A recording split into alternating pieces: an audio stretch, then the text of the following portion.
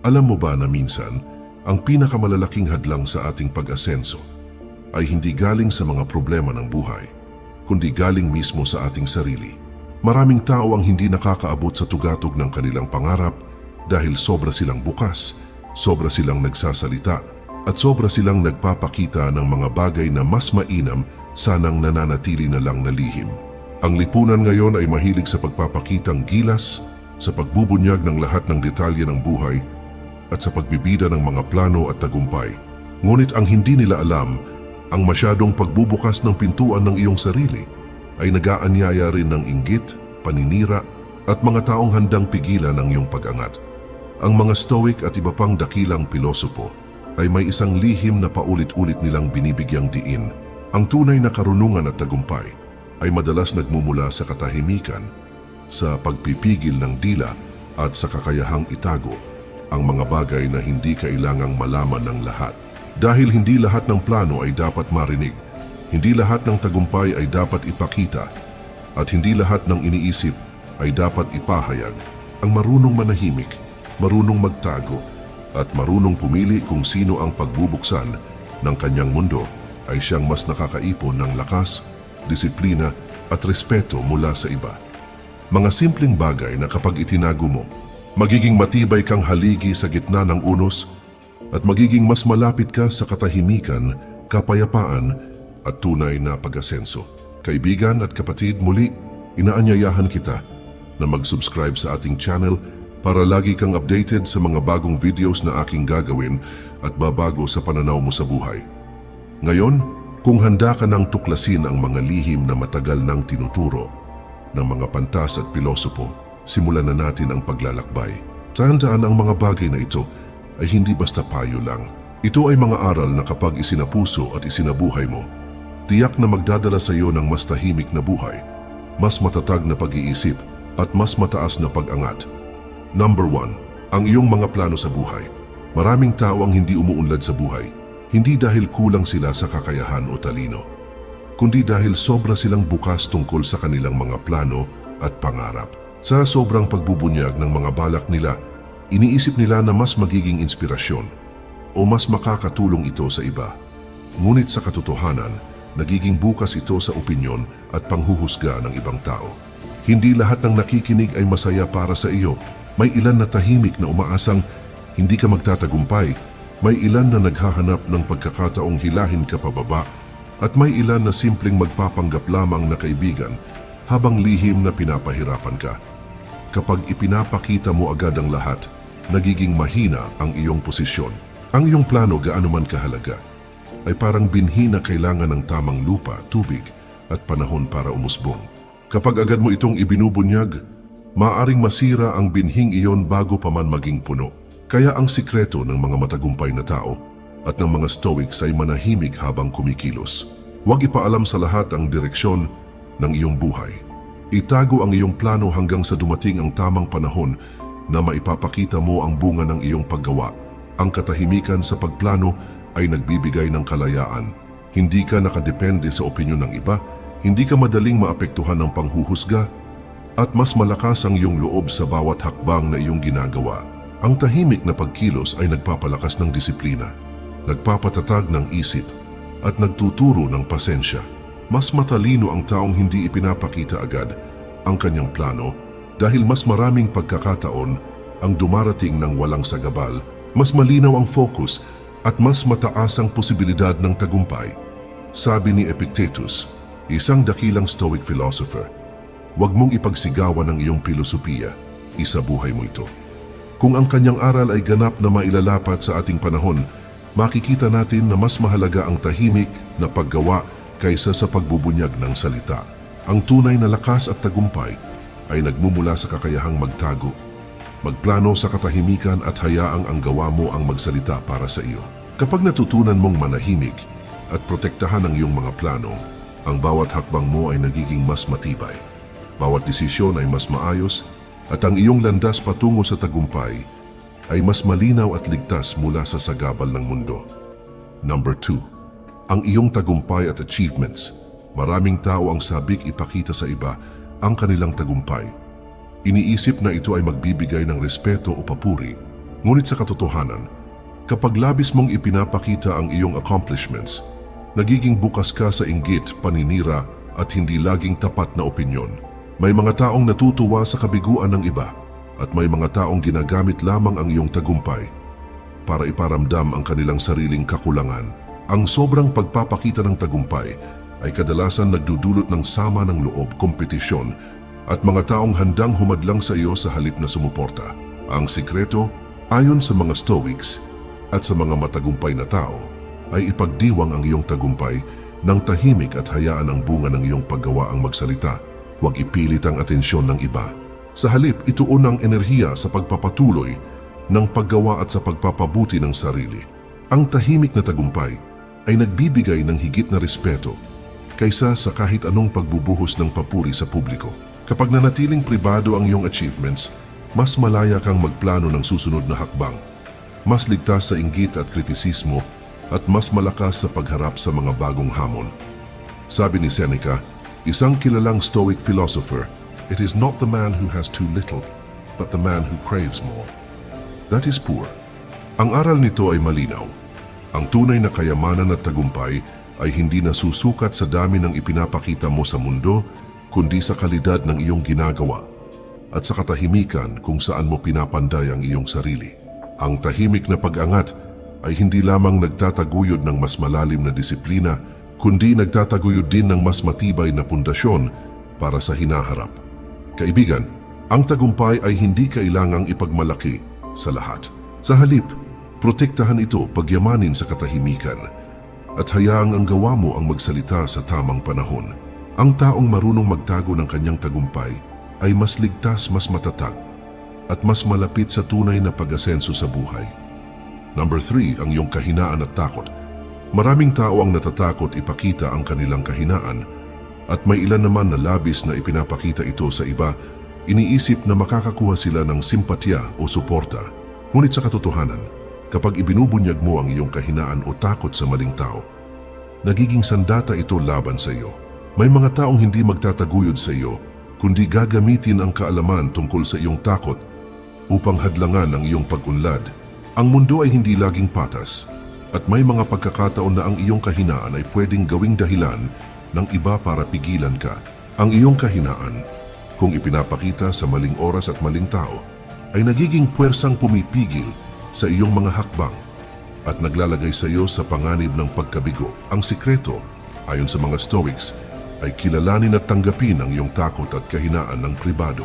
Huwag ipakita sa lahat ang iyong mahihinang bahagi, kundi pagyamanin ang sarili sa katahimikan. Kapag natutunan mong harapin ang iyong kahinaan sa sarili mong paraan, mas malakas ang loob mo at mas handa sa anumang pagsubok na darating. Ang tahimik na pagtanggap at paglaban sa iyong kahinaan ay nagpapalakas ng loob at nagtuturo ng tunay na katatagan. Ito ang sandata ng matalinong tao, ang kakayahang yakapin ang sariling kahinaan nang hindi ito ipinapakita sa lahat at gamitin ito bilang pundasyon ng mas matibay na karakter. Sabi ni Marcus Aurelius, isang dakilang Stoic emperor, "You have power over your mind, not outside events. Realize this, and you will find strength." Ang aral na ito ay malinaw. Ang tunay na lakas ay hindi nasusukat sa kung gaano karami ang alam ng iba tungkol sa iyo, kundi sa kung paano mo kontrolado at hinaharap ang sarili mong isipan at emosyon. Ang taong marunong magtago ng kanyang takot ay mas may kontrol sa sarili, mas handa sa hamon, at mas malapit sa tagumpay. Ang kahinaan ay hindi dapat ipakita sa lahat, ngunit dapat ding pagyamanin sa loob ng katahimikan. Kapag natutunan mong pahalagahan ang iyong sariling lakas sa kabila ng takot, ang bawat hamon ay nagiging oportunidad. Ang bawat panghuhusga ay nagiging karunungan, at ang bawat pagkadapa ay nagiging hakbang patungo sa mas matibay na tagumpay. Sa katahimikan ng iyong puso, doon mo matatagpuan ang tunay na lakas na hindi maaagaw ng sinuman at ang kapangyarihan na magdadala sa iyo sa buhay na puno ng kontrol, disiplina at katahimikan sa gitna ng ingay ng mundo. Number 4, ang iyong pinansyal na sitwasyon. Maraming tao ang sabik ipakita kung magkano ang kanilang kita, kung anong klase ng bahay ang tinitirhan, o kung ano ang mga luho nilang kayang bilhin. Iniisip nila na ito ay magdudulot ng respeto, papuri at pagkilala. Ngunit sa katotohanan, Kapag sobra mong ipinapakita ang iyong pinansyal na tagumpay, nagiging bukas ka sa inggit, paninira at mga taong handang samantalahin ang iyong yaman o paggamitin ito laban sa iyo. Ang tunay na kayamanan ay hindi nasusukat sa kung gaano karaming tao ang nakakaalam nito, kundi sa kung paano mo ito pinapangalagaan, pinapalago at ginagamit para sa mas matagalang tagumpay. Ang sikreto, ayon sa mga Stoics, ay huwag ipagsigawan ang yaman. Ang tunay na lakas sa pinansyal ay nasa katahimikan. Panatilihin ang disiplina sa paghawak ng pera. Huwag hayaang makita ng lahat ang detalye ng iyong kita o gastusin at ituon ang enerhiya sa pagpapalaki at pagpapabuti ng iyong posisyon. Kapag nanatiling pribado ang iyong sitwasyon, mas madali mong mapagplanuhan ang susunod na hakbang nang walang sagabal o panghihimasok ng iba. Ang katahimikan sa pananalapi ay nagbibigay ng kalayaan, kontrol at mas matibay na pundasyon para sa hinaharap. Sabi ni Seneca, isang dakilang Stoic philosopher, "It is not the man who has too little, but the man who craves more. That is poor." Ang ibig sabihin nito ay malinaw. Ang tunay na kayamanan ay hindi nasusukat sa dami ng ipinapakita mo sa iba, kundi sa kakayahan mong kontrolin ang iyong kagustuhan, pasensya at disiplina.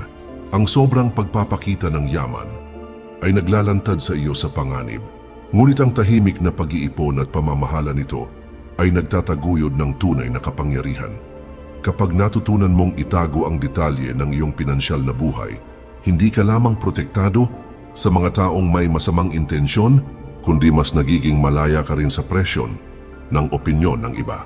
Ang katahimikan sa yaman ay nagbibigay ng kakayahang magdesisyon ng malinaw, magplano ng maayos, at lumakad sa buhay ng may kumpiyansa. Sa ganitong paraan ang iyong pera, resources at posisyon ay nagiging tunay na sandata sa pag-abot ng mas mataas na antas sa buhay nang hindi nagiging pabigat o hadlang ang mundo sa iyong landas. Number 5. Ang iyong network at relasyon sa ibang tao. Maraming tao ang ipinagmamalaki kung sino ang kanilang mga kakilala, kaibigan o koneksyon sa negosyo. Iniisip nila na mas makakaramdam sila ng kapangyarihan o seguridad kapag ipinapakita nila ang kanilang network. Ngunit sa katotohanan, kapag sobra mong ipinapakita ang mga koneksyon mo sa ibang tao, nagiging bukas ka sa inggit, manipulasyon at maling interpretasyon. May mga taong makikialam hindi para tulungan ka, kundi para gamitin ang iyong relasyon laban sa iyo. Ang sobrang pagbubunyag ng koneksyon ay minsan nagdudulot ng dependency, hindi ng tunay na lakas. Ang sikreto, ayon sa mga Stoics, ay manatiling maingat at pribado sa kung sino ang malalaman tungkol sa iyong network. Ang tunay na kapangyarihan ay hindi nakikita sa dami ng kilala mo, kundi sa kalidad ng relasyon at sa kakayahan mong gamitin ang koneksyon sa tamang paraan at sa tamang oras.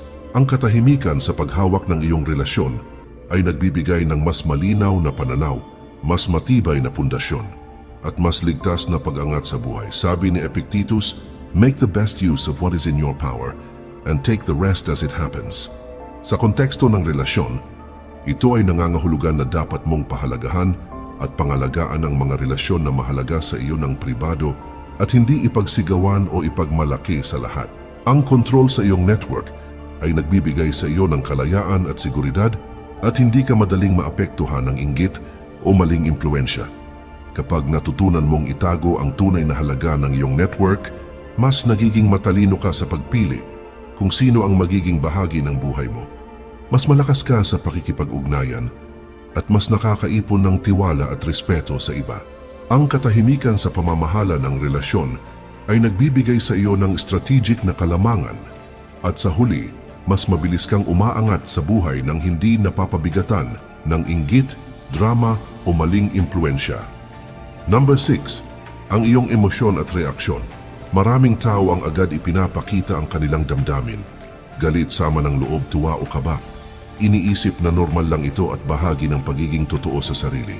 Ngunit sa katotohanan, kapag sobra mong ipinapakita ang iyong emosyon sa publiko, nagiging bukas ito sa manipulasyon, panghuhusga at kontrol ng ibang tao sa iyong buhay. Ang mga emosyon mo ay pwede gamitin laban sa iyo. At sa maraming pagkakataon, ang sobrang pagbubunyag ay nagdudulot ng hindi inaasahang sagabal sa iyong mga plano at desisyon. Ang sikreto, ayon sa mga Stoics, ay ang kontrol sa sarili. Kilalanin ang iyong emosyon, unawain ito at gamitin bilang gabay sa tamang desisyon. Ngunit huwag hayaang kontrolin ka nito. Ang tahimik na pagkilala at pamamahala sa sariling emosyon ay nagbibigay sa iyo ng kalayaan at kapangyarihan na gumawa ng matalinong hakbang. Ang tunay na lakas ay hindi nasusukat sa kung gaano mo kayang ipakita ang damdamin mo, kundi sa kakayahan mong kontrolin ito at hindi hayaang sirain ang landas mo patungo sa tagumpay. Sabi ni Seneca, "We suffer more often in imagination than in reality." Ang mensahe nito ay malinaw. Ang sobrang pagbibigay halaga sa reaksyon ng ibang tao sa emosyon mo ay nagdudulot lamang ng dagdag na pasanin at alalahanin. Kapag natutunan mong itago ang tunay na kalakasan ng iyong damdamin at tahimik itong pamahalaan sa loob, nagiging malinaw ang isip mo. Mas matibay ang loob mo at mas maayos ang bawat hakbang mo. Sa ganitong paraan, ang katahimikan sa iyong emosyon ay nagiging sandata. Hindi mo na kailangan ipakita sa lahat ang bawat pag-iyak, galit o pangamba. Ang kontrol sa sarili ay nagbibigay sa iyo ng kalayaan, disiplina, at higit sa lahat kakayahang umangat sa buhay nang hindi nadadala ng ingay at opinyon ng ibang tao. Ang tunay na kapangyarihan ay nasa katahimikan ng isipan at tibay ng loob, at doon ka tunay na malaya. Number 7. Ang iyong personal na oras at espasyo. Maraming tao ang walang ingat sa kanilang oras at personal na espasyo. Palagi silang bukas sa lahat ng tawag, mensahe o kagustuhan ng ibang tao.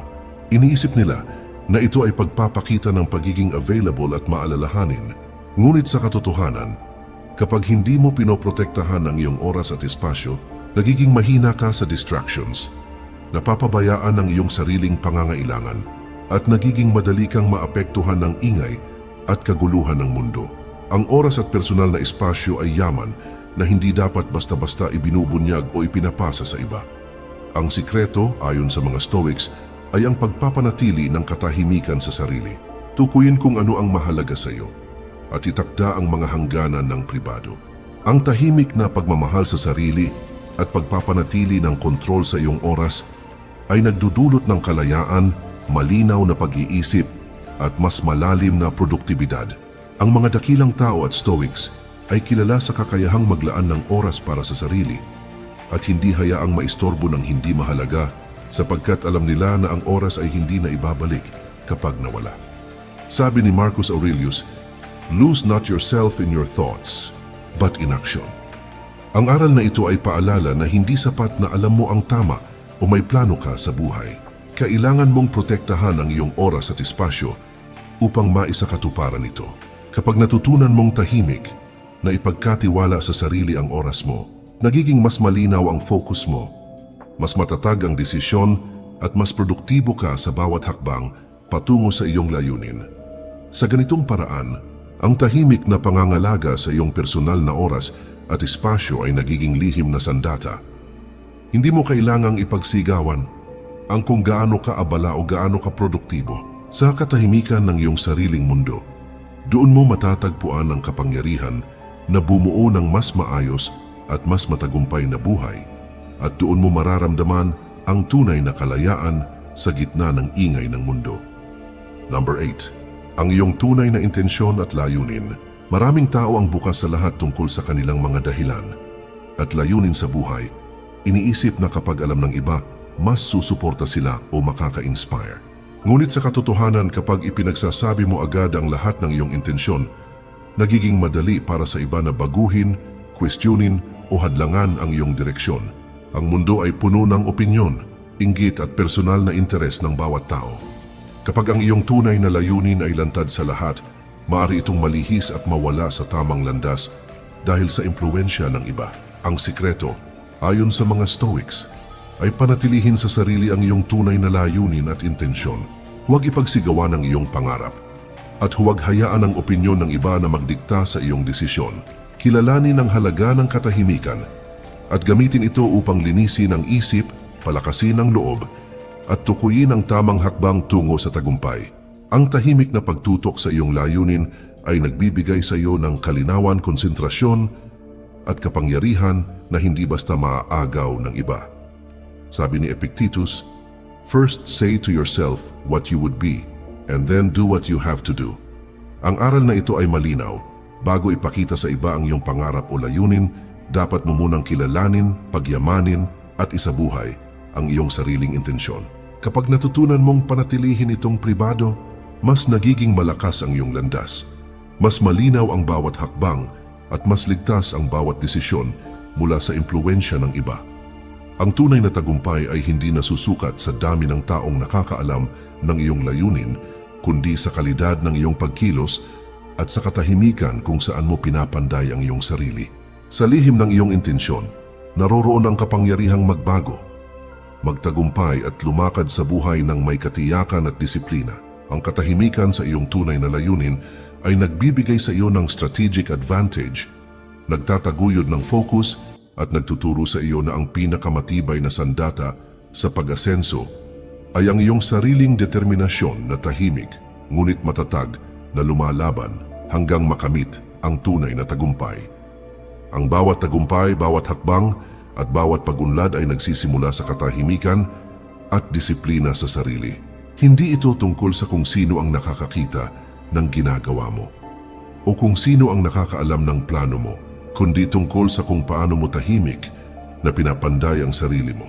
Pinoprotektahan ang iyong lakas at pinapanday ang landas patungo sa tunay na tagumpay. Sa mundo na puno ng ingay, paninira at opinyon ng iba, ang kakayahang manahimik, magplano sa likod ng tabing at ipakita lamang ang resulta ay ang tunay na sandata ng matagumpay na tao. Ito ang lihim ng mga dakilang pilosopo at ng mga taong umangat ng tahimik at matatag. Kaibigan at kapatid, muli, inaanyayahan kita na mag-subscribe sa ating channel para lagi kang updated sa mga bagong videos na aking gagawin at babago sa pananaw mo sa buhay. Huwag mong hayaang mawala ang pagkakataon na matuto, lumago at makahanap ng inspirasyon sa bawat lihim na aral na ibabahagi natin. Tandaan, ang tahimik na aksyon ay mas malakas kaysa sa libong salita at ang disiplina sa sarili ay daan patungo sa tunay na pag-asenso. Maraming salamat po. Mag-ingat po tayo palagi at kay Lord palagi ang papuri.